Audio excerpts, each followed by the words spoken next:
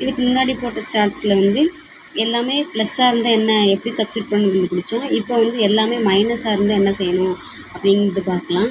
லாஸ்ட்டில் வந்து ஃப்ராக்ஷனில் உள்ளதை எழுதிக்கிறோம் 1 4. நெக்ஸ்ட் எத்தனை 1 இருக்குதுன்னு சொல்லி பார்க்கணும்.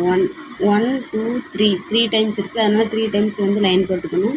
அடுத்து என்ன பண்ணணும் அப்படின்னு இங்கே மைனஸ் இருக்குது. அப்போ செகண்ட் நம்பர்லேருந்து ஃபஸ்ட் நம்பரை மைனஸ் பண்ணணும். இப்போ 4லேருந்து 1 போச்சுன்னா 3. நெக்ஸ்ட் என்ன இருக்குது மைனஸ் இருக்குது. அப்போ 3 - 4னா -1. அடுத்து மைனஸ் இருக்குது. -1 -3னா -4 அப்படின்னு பண்ணணும். இப்போ வந்து லாஸ்ட் என்ன பண்ணணும், ஃப்ராக்ஷனில் என்ன பண்ணணும், இது வந்து லாஸ்ட் நம்பரை வந்து நியூமரேட்டரில் இருக்கணும், செகண்ட் நம்பரை வந்து டினாமினேட்டரில் வரணும்.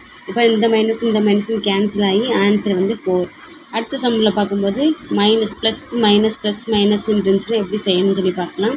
அதே மாதிரி ஃப்ராக்ஷனில் உள்ளதை 1 3ன்னு எழுதிக்கிறோம். எத்தனை கோடு இருக்குதுன்னு பார்க்கணும், எத்தனை 1 இருக்குதுன்னு பார்க்கணும். 4 டைம்ஸ் இருக்கும். அதே மாதிரி மைனஸ் இருக்கும்போது